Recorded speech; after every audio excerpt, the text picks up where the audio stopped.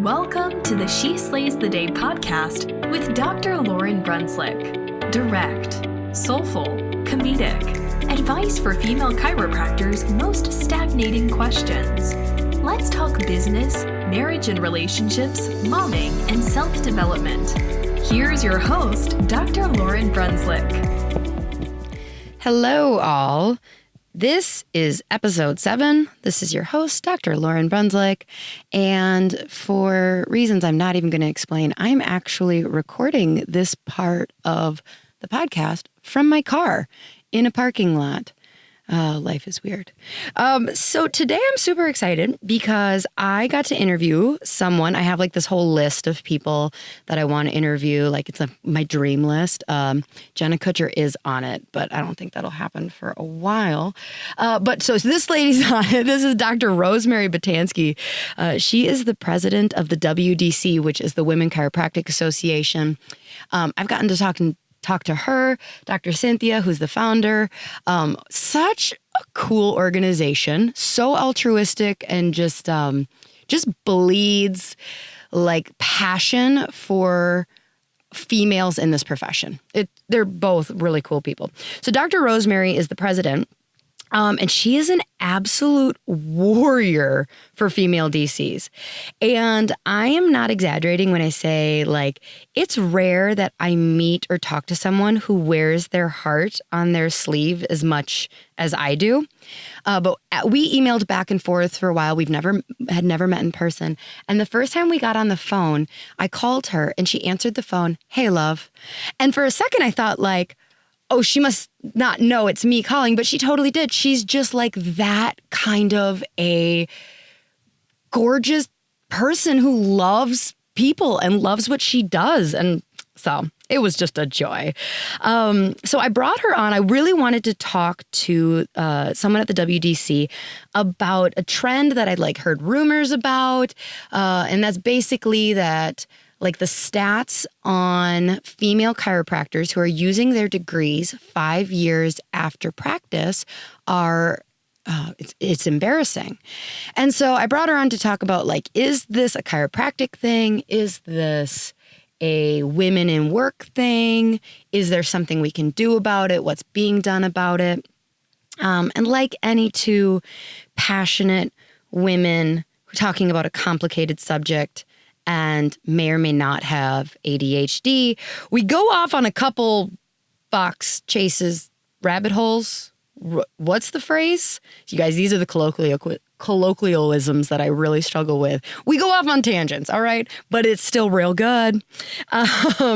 So, we had a couple slight issues with audio. This is only episode 7. So I do promise, I told you in episode 1 that I would promise you if I get better, we will get better at audio. This was a learning lesson on our end. So make sure you turn it up because there are some serious gems in there talking about when's the right time to get an associate, how it's important to mentor them.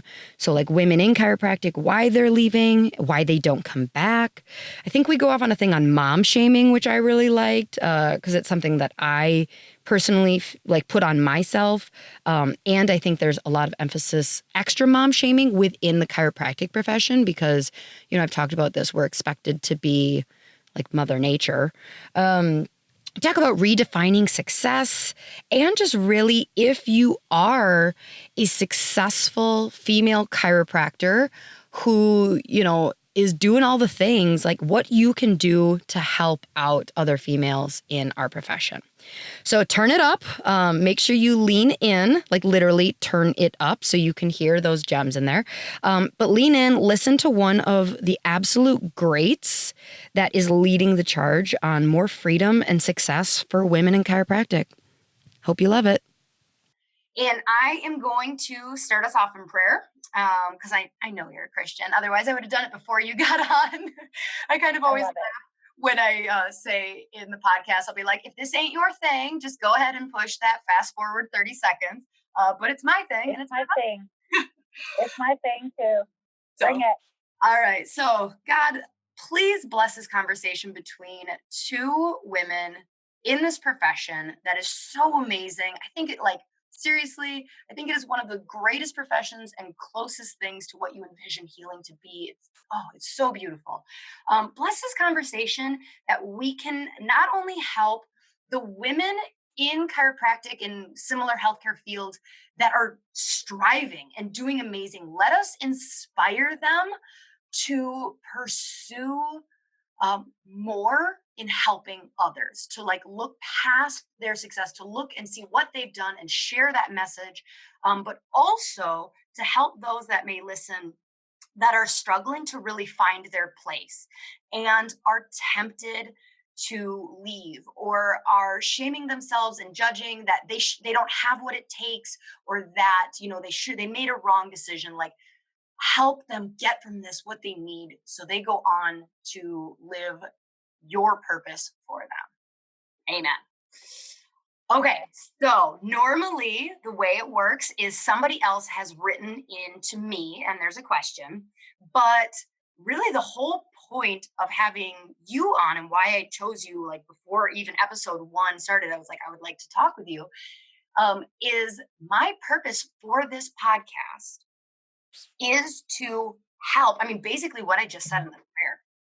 It's one of those things where I'm in the first category of women. I've been blessed and I'm so grateful to have success in this profession, paid off my loans quickly, like have the freedom to have a family, the whole quote unquote work-life balance.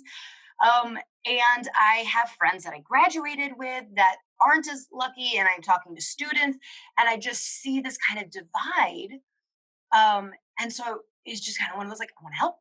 And so why I brought you on is my general question is, what are some of these concerning trends? Like, I'm not crazy, right? Like, you see this as the president of the Women Chiropractic Association. Like, what's going on, Dr. Rosemary?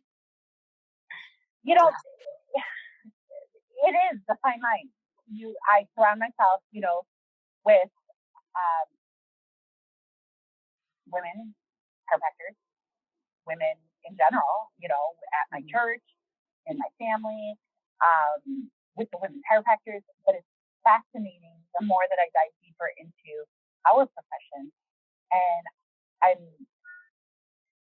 I've become very, I'm choosing my words because it does get me emotional, Lauryn. I see the struggle, but then I see the success. And I just posted on today's Facebook thing is, I follow this guy, Gary Vee, on Instagram, and it's like, we have to rebrand. I agree with him, the definition of success. And, is it the nice car, the nice house? Not that. The people that I know that are very successful have got that. And, I swear to God, bought myself a purse last week because I did. I just have to be honest with you. But I also, when I read his post and I posted it today, it said, but also it's waking up with a smile every day and feeling blessed. And I feel that, and it creates such a comfort. But then what concerns me, and this is not just in our profession, is, I'm the healer, I'm the fixer, I'm the empath that I want to fix everybody's problems. And it's not that I'm a psychologist or anything. I just want to help. And when I was struggling through my own problems with my health, and I was forced to retire from clinical care with the load of the patients that I was seeing, I struggled with the identity of, holy shit, like, my mom might listen to this and she just heard me swear. It's okay. My 7-year-old listens, and I'm like, when you hear mommy swear, that doesn't mean it's okay for you to swear, right? Okay, sorry, Mom, if you're going to listen to this later.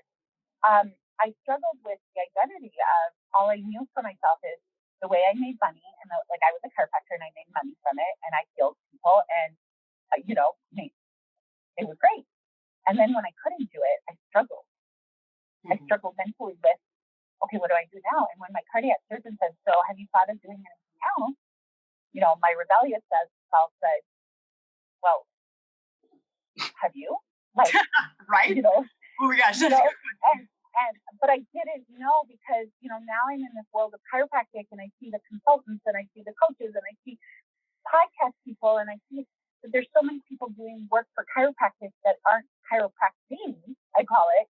Yeah. And that's where I think we have to redefine the definition of success. And but I do see what creating like what's nice for me, truthfully, is the post when I see people are ready to leave chiropractic because they're not making it. And it's like, why are they not making it? And, you know, you hear all the time, well, we didn't learn business in school. Well, we didn't learn business in school. School didn't teach us to be successful. Well, school doesn't, even when you go to get your MBA at the University of Michigan, it's not teaching you to be successful. It's giving you tools to be successful. But it's also life's about choice. So again, everything I know about business, Lauryn, didn't come from school. It came from, before we started taping, I'm first generation. I didn't know anything about, I was the first person that graduated in my family with a doctorate, but I had other families that, finished more schooling also. But in my own family, my sister and I finished as chiropractors, and, nobody told us to be the business person. I learned. I chose to learn. I chose to dive in deep and understand, the uncle that owned this, my dad who used to own a convenience store, accounting. I remember the accounting basics that I learned from him using a ledger book, not a quick sheet book, not whatever. It was that red lines. Yeah. If you were in the red, you were in the red. I was a teenager in high school. So I chose to learn, and this is where when I do lecture, I do want to, we're a society that likes to blame. Also, I didn't get this, or I didn't. If I was to send my child to chiropractic school with the way that the schools are and the different, you have different choices to go here and that, what I would want to know is if they're coming out being confident chiropractors and confident enough to adjust. But the business stuff comes, I literally watch TED Talks every day. I'm on LinkedIn and I watch HR videos, and I follow other people, not just in chiropractic, and I immerse myself in the dental industry, and I talk to other professionals to find out what they're doing to be successful and what models are they using. We buy into, you got to get a coach. And you've done that in part of your career too, right? Yeah. You have to get a coach to be successful. No, you don't. I've never had a coach, but I've been mentored. Right. I've invested my time into asking 1,000 questions and being that obnoxious. So tell me more. Tell me more about percent overhead. Where should I be? But I'm asking a dentist. So then I come back and I look at my own book. So going back to the struggle that we do, the blaming, the student loans, which are atrocious, I have to admit. How do you make it?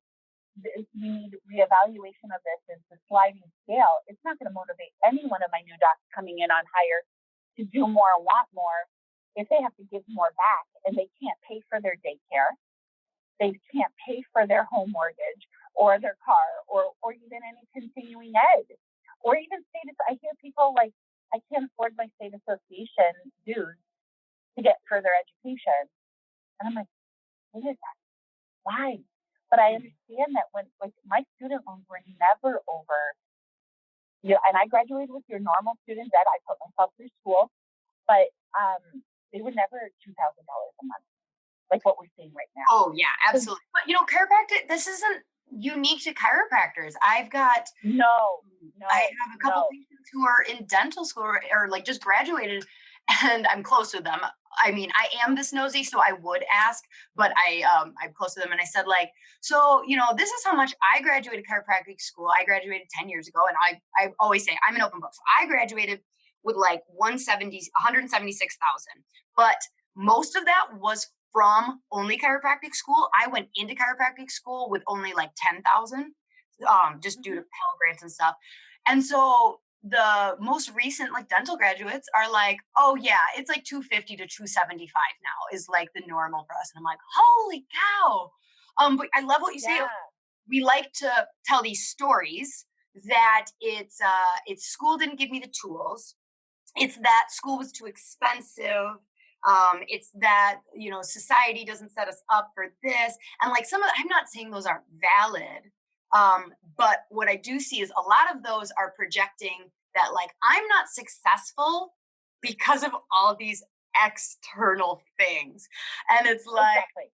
Oh, truth bomb, come to Jesus, honey, or man, honey, man, whatever. Like you might not be wildly successful initially because you're not doing what you need to do. And just because you're not, like, if you've been in practice 3 years, 5 years, 10 years, or 3 weeks, you can change that just because, but like, yeah, probably more on you.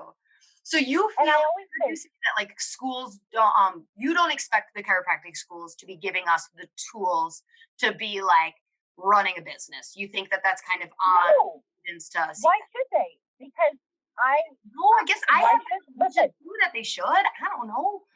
I do believe there should be a balance. And there could be like, if there's elective to take motion palpation or AK or acupuncture, why not have an elective, a whole program certification on business, like get your 101 in accounting, get 101 in human resources, and that you choose. But when you have people coming into the school that are third generation chiropractors, why should they learn about business? They're going back to their dad's clinic or their mom's clinic or their grandfather's clinic. Or you look at the population, not everybody wants to be the business owner. Nope. So you can't blame the school that we didn't get business, because it's not fair to the person who doesn't want the business. They want to be the better chiropractor. Oh, they want more chiropractic philosophy. They want more chiropractic adjusting.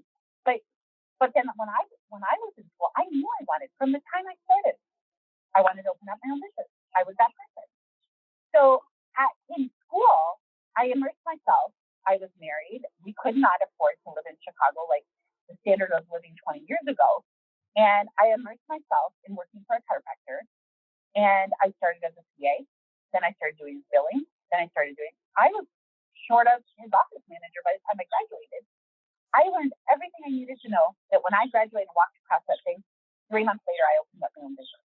But I chose that. I recommend if you're single, your dating profile as like in search of male with MBA. No, I'm joking. Right. I feel so bad because I didn't have to do a lot of the footwork. Like this is, again, me just being super, I'm married to someone. Okay, this is going to sound bad. I'm going to rephrase that. I fell in love with someone who happened to have an accounting, finance, and marketing degree. I didn't choose him because of that. Right. So, but, I lucked out that way of, okay. And you worked as a team. So now let's go back to your starting question, because I do want to, because this is a hot topic. And I'm actually going to be lecturing at Palmer Homecoming on the hot topics that we're seeing in women in chiropractic right now.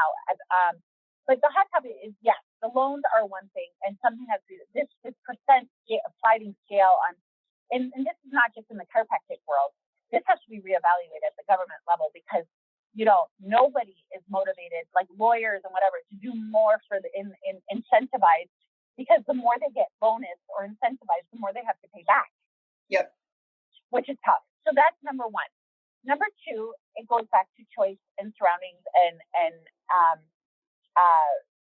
what I'm seeing is, people aren't wanting to associate anymore. That's my number two.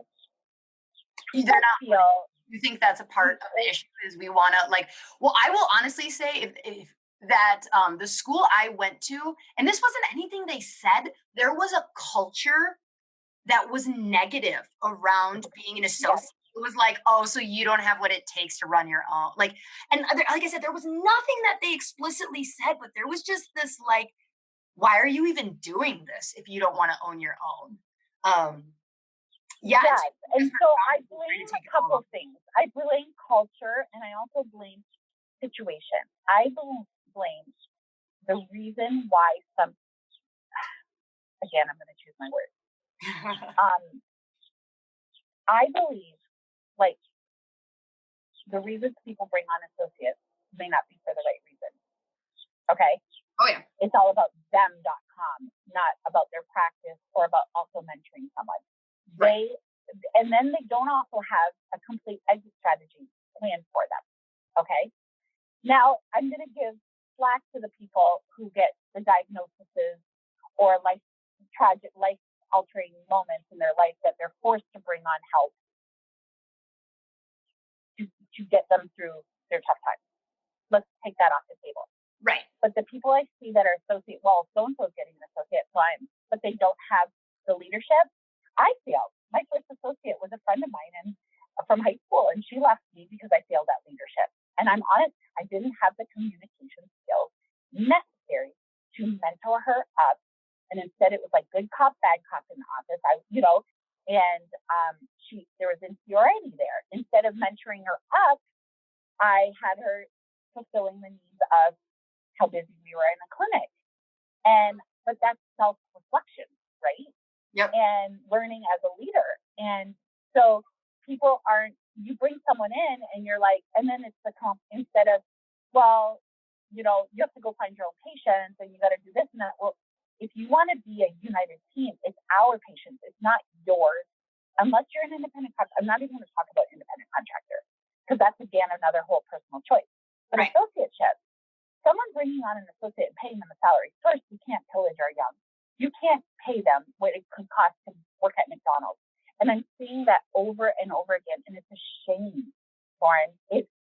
I have people like my 18 at my front desk biller and my office manager make more than some of the chiropractors I know.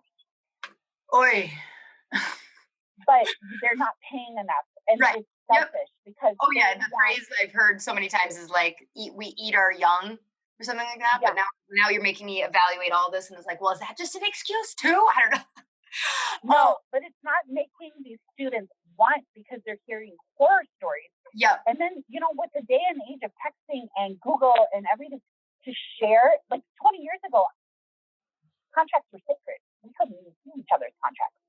Now we can share contracts, and we have 7,500 women on our Facebook page sharing everything from what they wear to what they eat to what they're doing in their office to contracts to financial policies, right? Mm-hmm. So when I see some of these contracts, how do you expect these people to survive? Right. How? So you're not ready to have an associate until you're ready to pay them what they're worth. I'm hearing a few episode that the topic is like, are you actually qualified to bring on an associate? I think we're going to need to make sure that because it sounds like we need to create a safe spot for students and just other professionals to feel safe to take that job that they're going to be taken care of. I remember when I hired my first associate, I went to my accountant. This is people aren't communicating with people who do this for a living. And I had said to Joe, my accountant, okay, I'm ready to bring on. He's like, well, what's your starting salary? I said, this is what it is. He's like, do you have that in the bank? Yeah. And I think it was like graduating out of school, like 48 or something. And that did include bonuses and whatever, but it did include her malpractice. And that's all covered. That was the benefits didn't. And he says, you need to have that in the bank. So everything that she brings in is gravy. Okay. And I'm like, wow, okay. Then you bring on the second associate. You have that much. When can she start making her what she's worth? Like that kind of thing. Right. And a lot of people ask me too, is like, should I bring on an associate? And like, when they tell me that they're waiting, that they have a 3-week waiting list to get a new patient, I'm like, oh, it's time to bring on an associate. Yeah, it's and time. You're gonna pay her well because she's gonna nurture the growth. I say she. I'm so used to it because I have female associates, but he or she will nurture the practice growth. And you're going to pay them to do so, not to line your pocket to buy your Mercedes or to go buy your vacation home or to go to nurture and grow your practice so that when it comes time for you you have an illness or your wife or your husband or your child goes through something that you can scale back and have them take the lead. It's not a mine versus yours. It's ours. Yeah. It's ours. And you have to nurture that culture that this is their practice. I'm remodeling my office right now. I'm not practicing. I can remodel it the way I want to because I love decorating. It's their office.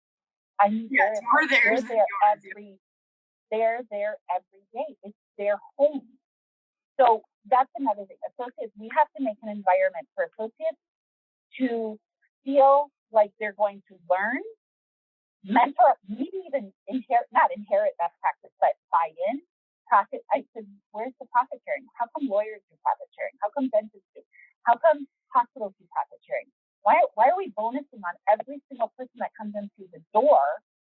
And like nickel and diming or tit for tatting versus, hey, listen, you brought in an extra $200,000 in my absence.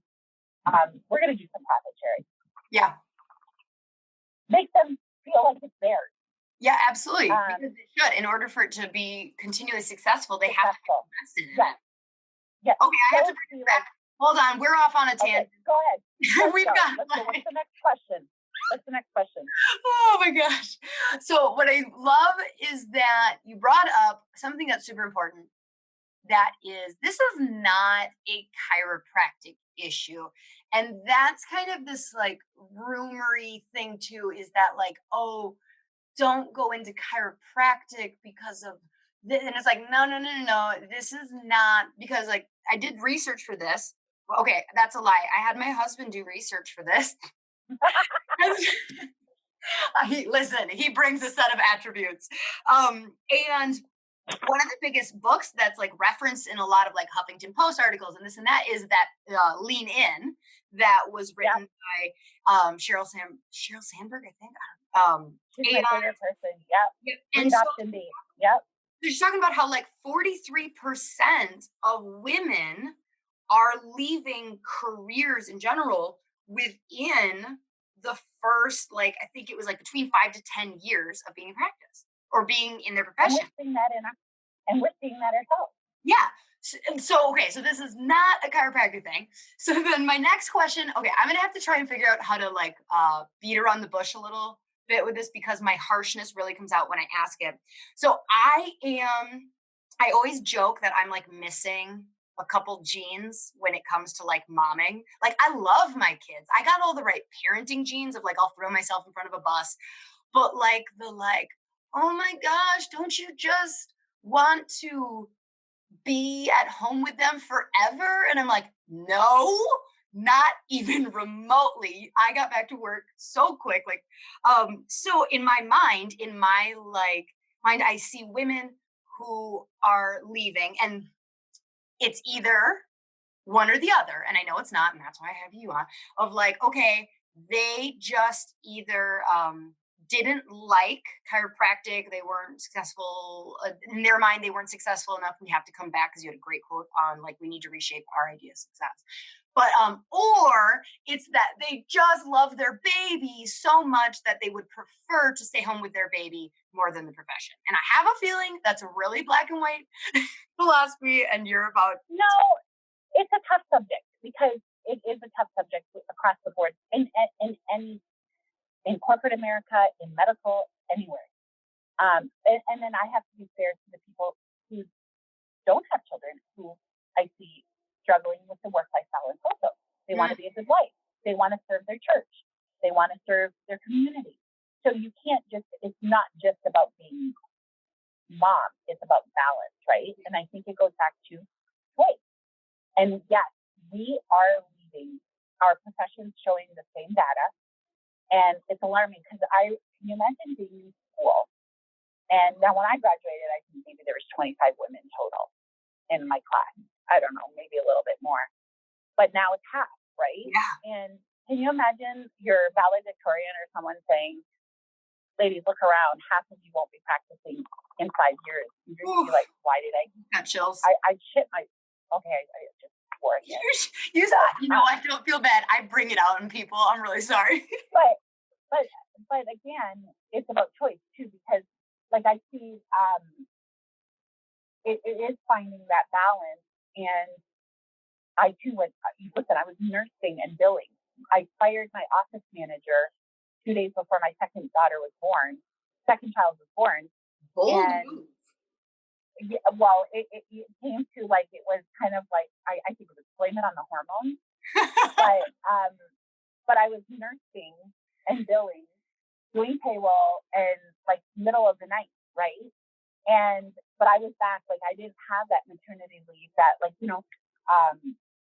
that we see. And, I'm Canadian, so it's even harder to see when I see my family have longer maternity leaves and they're paid and it's the culture.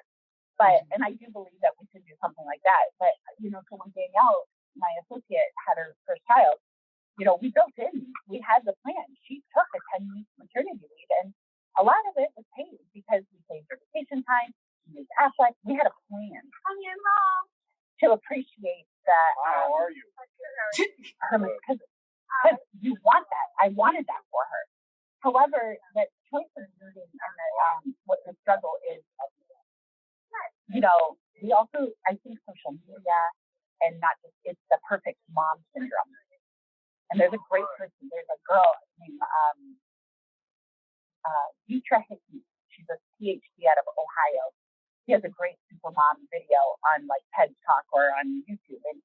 And you feel guilty. You're being guilted. Why I'm not, listen, I'm a terrible PCO mom. I won't be doing those decorate a water bottle with antlers, to make my child happy or the costume happy. That's just not me. But I'll write a text and say, hey, like, what do you need? Do you want cupcakes? Do you want whatever?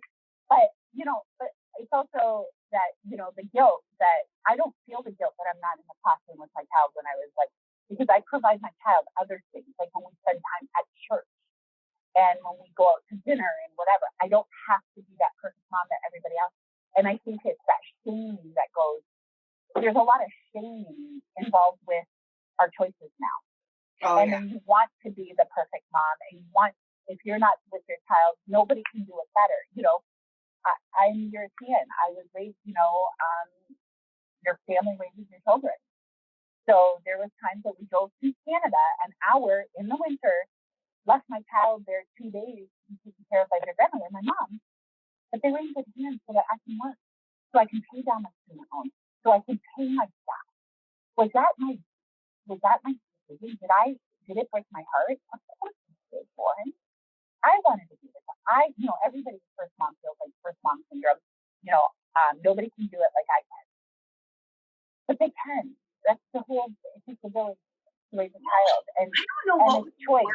The shame, okay, because like I only know this through like sitcoms, but I feel like lawyers are the example I'll use. Like their culture is like you come back to work and pretend you didn't have a baby type of thing.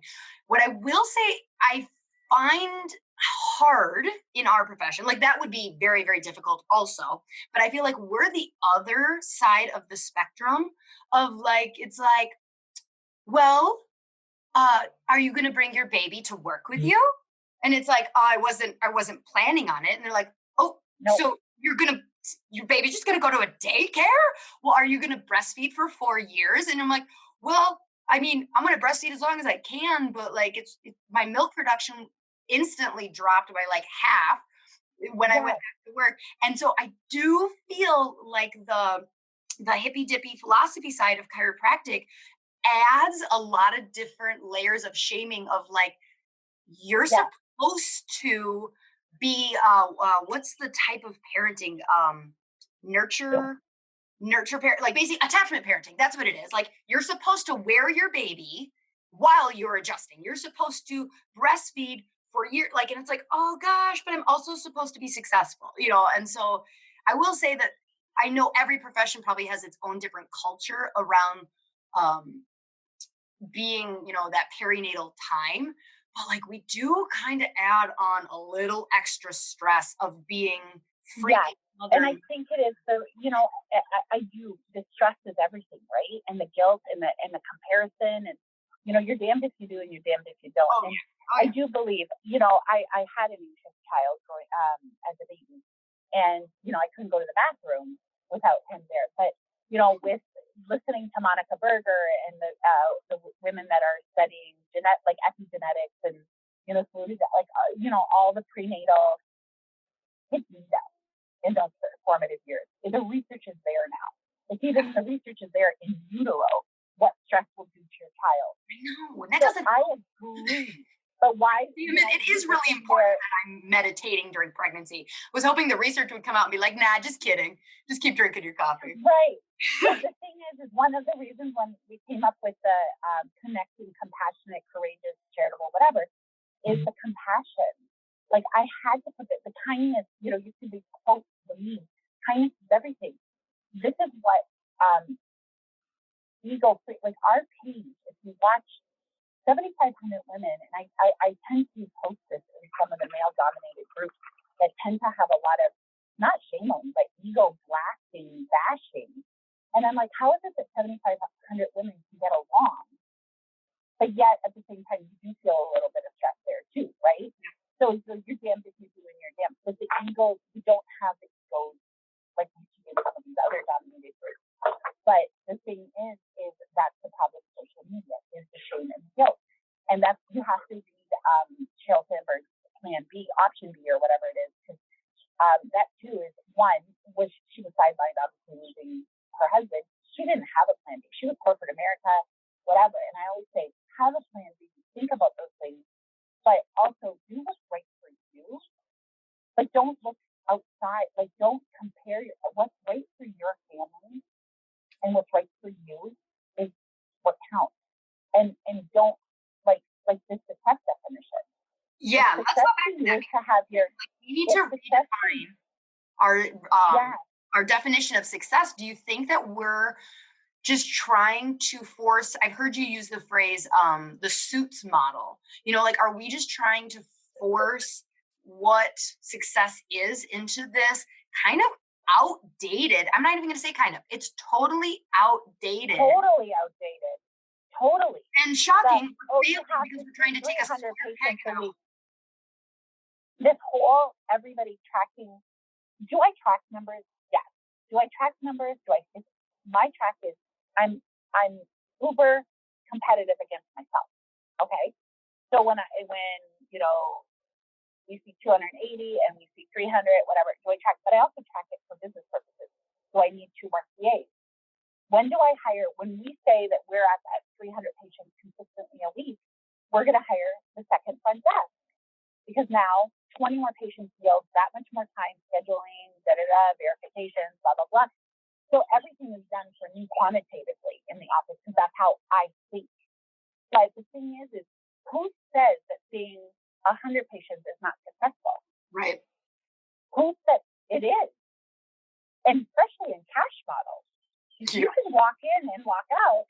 My sister in Canada, she has 4 children and very close in age, has block scheduling, does very, very well for herself, and she could be home and parent too. And, it doesn't matter if you see 300 or 100. If it's paying your bills and putting food on the table, allowing you that cushion for a vacation, allowing you not to get more in debt, then that's success. Yeah. Because you don't feel the stress. You don't have to look at your checkbook. You don't have to depend on your Blue Cross Blue Shield fatty on Wednesdays when it gets deposited. I remember, what's Blue Cross fatty? We used to call it the fatty. We wanted to know, so did that cover payroll? Now we really know that it will, because, okay, we know the number, the volume that we're seeing. Oh, yeah, we're good. Like, Lori said, we were, I was my office manager for the concussion clinic last week, and we were gone for a week, and she said to me, do you realize I didn't check the bank once, but we don't need to anymore. But it stressed her out because that's her job. Right. So, but the thing is we have to redefine amongst ourselves as women in our organization, and then I think it's the trickle down effect. It's this other, like, whatever you call it, model. The old way of doing things is, like, if you see, I see however many patients a day, but my patients are in my office sometimes 45 minutes. Because they get rehab, they get trigger point therapy, they get ultrasound, because I do rehab in PCA. But am I going to be shamed for that in other groups because I'm not a straight pilot? Right. Back to the shame and guilt. Again, shaming up, but I choose, and I'm proud that I can service, and I can service the community, and they're getting the needs met. They're feeling wonderful.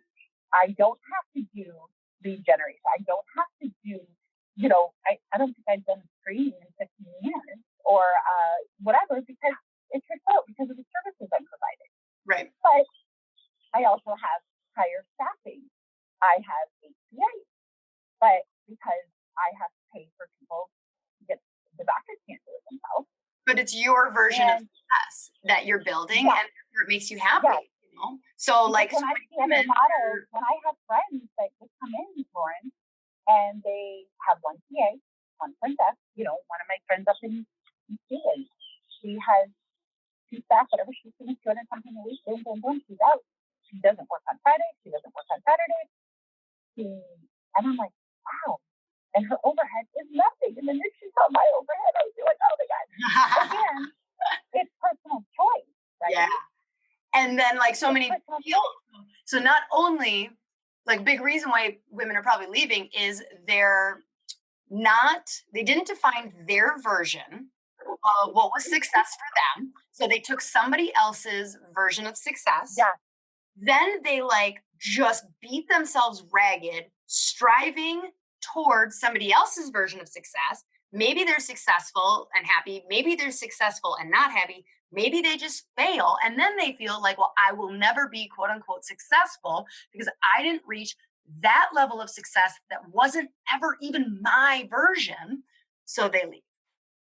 So then, okay, why do people stay out? Why do women, for whatever reason they leave, why do they stay out and not come back? Well, let's see how they got there too. Let's revisit one thing you and I talked about last week is fear tactics too. They're scared, if coaches and consultants and whatever, they're using scare tactics sometimes and models that has to be done. And you see a lot of people failing. Well, I got a coach and I failed because they're not congruent with their belief system. That they're making them do things that work for them. 20 years ago, 10 years ago, whatever. You've consulted. I don't have to tell you this, but how many people fail because it's not fitting their model of their practice. That's why it goes back to choice. You have to know who you are and what you want, not what XYZ is doing down the street, not what social media is posting. Look at this guy seeing 200 people. So now they feel the need to leave because it didn't work even with a coach. I failed even with a coach. I lost my money. There's why I find that they're staying out. So we'll talk about that next with our reentry program. I even find people who never got in. We're finding women who just didn't find the right fix or the right solution for them. Then they got pregnant and then they had children. And in our reentry program, we see women coming in that never practiced and graduated 5 years ago. And we started doing, Cindy, our founder, started doing research that, the medical profession doesn't allow, you have to recertify, you have to re-up your license because you've been not practicing for so many years. Right. We don't have that. We don't. You just have to pay to keep your license current, but there's no schooling requirement or redo this amount of coursework to bring you current. You could be out 5 years due to breast cancer or, some people I've known have left, they've had an autistic child or what have you, and they just paid to keep their license current, but they have no clue where to start. Oh, they've got to because they can't look back and go like, it's not like if you just compare it to something, nothing, it's one thing if you were, fit in high school and then you gained 80 pounds with your pregnancy like I did. And then you're decide you want to get back in shape. You in your brain has this muscle memory or I can do it because I've been there before. I can see me being successful in my mind. But if you graduate, if you've never, felt fit, and for the first time, you're 30, that's got to be a lot harder to be I don't know that it's capable. I don't know that it is capable for my body, maybe my DNA, maybe I just can never be successful like that because they can't look back and see it. So that has got to be terrifying for these women that they graduated 5+ years ago and they're I don't know if I have what it takes. I don't know. I've never practiced. Oh. And here's the thing. They don't call their school back. And I'm hearing all this, right, since we started our reentry program. they leave. They don't know where to start. You call the school, and the school's like, well, call your state. And then the state's like, well, just come to the conference and, whatever, like your annual conference. But what about refreshing? Like, things change in 5 years. Think about your own practice, Lauryn. Things change. And unless, okay, I'm not practicing anymore, but in my husband's little man cave, I have an adjusting table. I may not be adjusting like it's safe, but I have to. Like when my son's restaurant says, "Can I be adjusted right now?" I'm like, "Yep, let's go," because I have to. Like I feel like I want to keep my skills. Well, these women that have left, there's no resources for connectivity. Yes, you can go to Cal Gym, you can go to chiropractic and all this kind of stuff and whatever, but that's not getting hands-on experience. Right. Okay. So we've been developing some programs that you're going to be the first person that I talked to you about it last week, but letting people know is based on the needs. Why stay out, lean out, like you call it. We are bringing them back in with confidence because there's we have a shortage. If you talk to chiropractors, you know that it's successful. There's a shortage of finding great docs. There is, or not because people want to do it on their own or whatever, but there's the confidence. So going back to our mission statement too is connecting confident, charitable, courageous chiropractic women. We're trying to do it, and we're a small working board, but we found the need. You hear the stories, and our founder went through it. About 20-something years in marriage, she had 8 kids, 7 kids, and she was chiropractic, but she was more mommy. And then husband left her with debt, left her, she had to rebuild her life. You hear that too. You hear that a lot, that the husband and wife chiropractic got divorced, whatever, and depending on the debt incurred or whatever, they're starting from scratch. And so we came up with this Reentry program, and it wasn't like, oh, look at us, we did this on our own. It was not only that the American Physicians Association had something similar for women. You have to pay a lot of money to be brought back in, get it? And to have that confidence. So we're like, let's pilot this out. We did a pilot program a year ago. We brought 5 women in. And the board consisted of a group of successful women and mentored them. They just had to be a member, $17 a month. So that's not a lot in coaching to have a plethora of successful women at their disposal, privately, talking about success. And we did everything from, we reached out to the Panther Boat. We reached out to the different people. And every week we hosted another successful female chiropractor who mentored them up on their own. That it was their stewardship. It was using their time and their talent and their techniques, what they know and what they're paid for, and to mentor these women up in marketing and philosophy because they have been out of school for so long, in business, in personal development, just here. Like I do 2 segments on it, just on setting your overcoming your fears and like your self-talk. And we mentored them up. We had a program, and we did really well with it. We just did 5 women of us doing it on our own. So then we're like, let's just practice it again and bring 5 more women in. And now, based on what we're learning, what we saw, they taught us. They don't realize how valuable they were to us. Okay. Because many women who are successful out there don't realize the complete other end of the spectrum.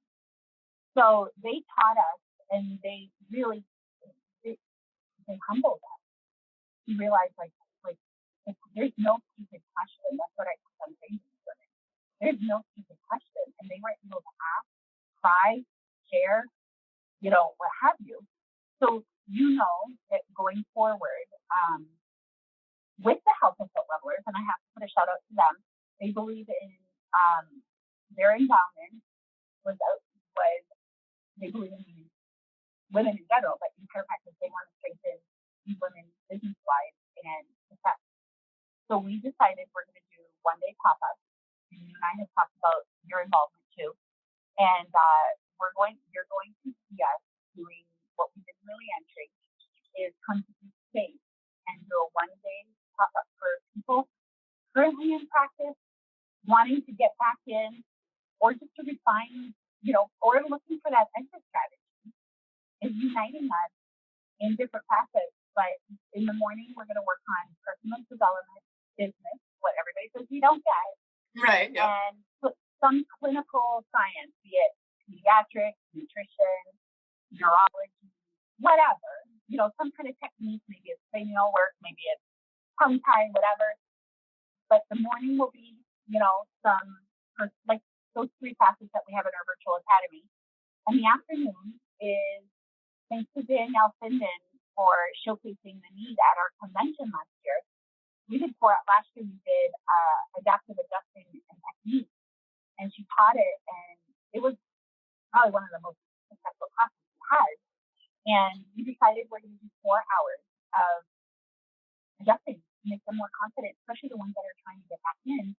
And all of us leaders, you yourself included, platinum members that are joining us, we will create stations and mentor them up and have someone show us how to, someone that's in that state. We're going to do focus on the women in that state, particularly especially women, have them show us extremity adjusting, be it whatever, some, rib stuff, adaptive adjusting when you have an injury, have people like Danielle Finden and other ladies out there that are, ladies or men, but out there that are teaching ergonomically safe ways to adjust, pregnant, injured, whatever, have different stations. You want a little bit more confidence adjusting babies, you just got out of school, or you haven't ever touched a baby, So we're going to have stations in the afternoon, creating more confidence and hands-on. And I think that's going to be huge. I think that'll help a lot. Our entire profession needs it, but I think that this will give women who, like you call it, wanting to stay and lean out, coming back in because they feel. You and I both said, I'm tired of the tribe word. We don't need that. We have each other. That's a sisterhood. You have sisters. You have whatever. It doesn't matter. I think that this is a collective group of will show women who are wanting, like yourself, to mentor, to showcase your wisdom and your experience. And then you have people that look in those depression that are very timid coming in, or what's the word? Stress about coming back. I think we'll find that this is going to be a great once we start doing this. Like our goal would be, we have. I'll make the announcement. October 12th, we're going to be in Ohio. October 19th, we're going to be in Indiana. We're currently working on Wisconsin and Toronto. And you'll be seeing a lot of these pop up next year. And there's a lot of stuff in the works. And I invite anybody that is interested in helping to contact me directly. I have brought you into the mix because I value what you're doing for our profession. And, I think people are afraid. Also, the people out there that want to do the next thing and they don't know where to start. Pick up the phone, email me, call me, because. Well, that kind of leans into the next thing. So if you're listening to this, let's say a female chiropractor, or male, okay, is listening to this and they're questioning, like they've honestly been thinking about closing up shop. And they're saying, like, I just don't have what it takes. I see this like banking job that like a teller at a bank would pay me more. I would make more than what I'm doing, or whatever the story. I get vacation, I get insurance. Yep. What would you say to them? Like, what should they do? Get a hold of us first before you consider leaving. Get a hold of myself, any other board members, yourself, put a post out there. It's raw and real, and it's very, if you've ever followed Brene Brown, I wanted her to speak at our convention, and I found out that she charges $75,000 for an hour, and I was like, wow, okay, we'll just watch a movie on that. We'll just watch her. Just screen the movie. We'll just keep on quoting her. But that's one of the things. If you're considering leaving, if you want to read anything, read Brene Brown about vulnerability, that it's not a weakness, it's a strength. Right. Reach out. Yep. Reach out. Put the question out there. If you're in Iowa or Illinois or whatever, and you're considering it, someone is going to respond to you by our board and or someone locally that has been there. So don't leave yet. Don't leave yet. Right. Yeah. Reminder, you're not alone. You may feel alone because you're seeing 5 patients a week and you're your only employee and you're sitting for 40 hours alone in a building, but you're not alone in this profession. There's a sisterhood. Okay, so what about for people ask me, I just want to tell you, people ask me all the time, why is it $70 a month? Like, what's your mission? That's our mission. It is solely, we're not to help women. Be it if you want to become a coach, consultant, if you want to be a lecturer, if you want to just start seeing 10 patients at 5, that's take $17 a month because we're creating resources to not have needs. Yep. And to get to the next level. Like, you do the podcast. Nicole, our social media director, does podcasts. They want to learn how to do a podcast. Reach out to you. So I think that culture is, instead of being this, yacht club or man's club or, like you said, this at the table, it takes so much money to keep sitting to get the reach. No, just become one of us. We're here to help each other. Simple. Don't reach out to me. I don't know how to start a podcast. My husband does. No, I'm actually only like. I love it. What's his name? Final question. Kirby, yeah. Reach out to Kirby. He's the one who knows us. Kirby, you're playing the day, buddy. You're playing the day. Yeah. Okay, so final question here.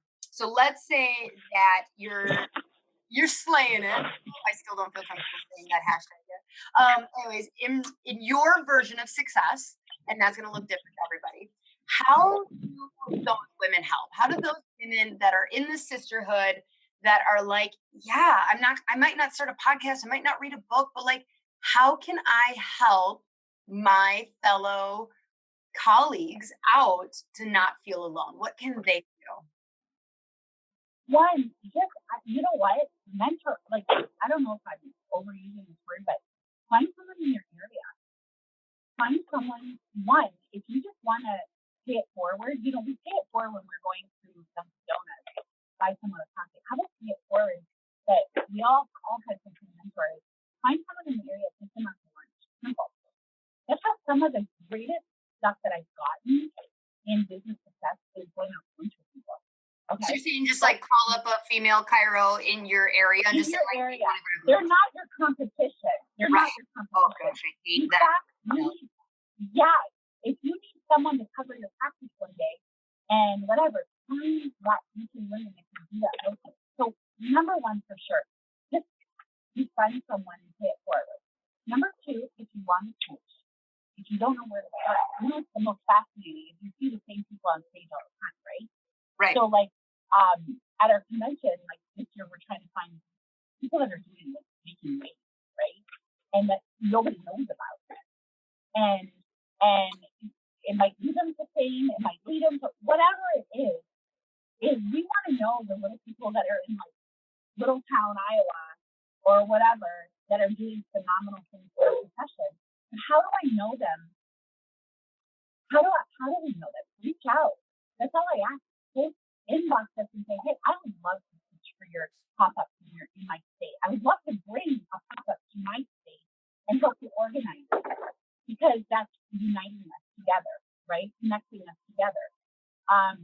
See that means, if you've ever read Tipping Point or like, Malcolm Gladwell. See that connector, make it, like people are like, well, I didn't know about it, or I was never asked. Well, ask. the worst that you could do is, the worst that someone can say is no. But in this day and age of we need to help each other, there's always a place for someone. Be it that if you want to start launching a consulting career, if you want our help to promote a class that you're offering, we're here to help each other. I think that's what instead of competing that old model, we're not here to compete at all. At all. I think or judge or shame each other. Yes. Oh, I love it. Oh, thank you so much for taking your Friday afternoon to talk to me out by your pool. You're doing it right, lady. I'm in like a closet. So I have a really cute pool boy right now. I hope it's no. He's my husband. Okay. See, okay, we need to add something to my husband's list of skills that is not there. Hey, I'm gonna be like, how come you're not my pool boy? Okay, so ladies, thank you so much. Thank you, Dr. Rosemary. If you are not a part of the WDC free Facebook page, first of all, that first step, you got to go do that. It is such a loving, supportive group. I've been a part of it for years now, and or a couple of years, and I've never seen a comment. It's just supportive and loving space. I like it a lot. I think you guys curate and kick the trolls off. If you can, we do. Yeah, that's good. And it's 99.99% women chiropractors. The 0.001% on there are two administrators. Unfortunately, we need the help to make sure that we're having a successful page. So we thank them. They work really, really hard for us to make this a success. If you have a question that you don't want to publicly launch to the 7,500 people, reach out. Oh my gosh, when I've reached out a couple months ago, hey, I'm starting a podcast. I know you have one. I got so many supportive emails back from your organization. You guys are just doing it right altruistically. But just know if the number one takeaway that this podcast, this episode, know you're not alone. Whether you're quote unquote successful, you're also not alone. You have women who are watching what you're doing and looking up to you. So help you turn back and help. And also if you are feeling down, lean in. Even if you're not practicing, lean into the sisterhood and the profession. You're not alone. We love you so much. And I have an idea. What's your idea? I don't know if you're game. Kirby, are you game for this? Yeah, I'm sure he is. How about I'm going to nominate someone that wouldn't ultimately put herself out there, but you would have a fantastic podcast with her. Oh, I'm going to nominate that you reach out to Nancy Elrikowski Cooper. She's in Carmel, Indiana. Sorry, I can't speak. Because she's one of those people that is shyly one of the most fascinating people you'll talk to about pediatrics, babies, whatever. But I think this would be a fun thing, is nominating someone that might not be in your face, hey, interview me. Get it? I like this. This might be my final question every time I interview someone. All right. I love it. It's kind of, what is it? Tag, you're it. You get to be on. Nancy, you're it. I think you're a genius. Oh, Dr. Rosemary, thank you so much. You have just this was fun. And everyone else listening, just keep on slaying. Alrighty, well, that was fun. Okay, so like I said, obviously, we're going to figure out the audio, so future interviews, you'll be able to hear 100% of what my guest is saying better. Until then, please review us. Give a shout out to Dr. Rosemary and the WDC. Know you loved what she had to say. If you're not listening to the WDC podcast, Her Story, make sure you are. Send me thoughts. What did this bring up for you? Questions you might have on this topic. Make sure you're watching what the WDC is doing because they've got some exciting announcements coming out. So until next week, make sure you're reviewing us, subscribing, send us your questions, but keep it real and raw, please. Love you all so much. Bye, She Slayers.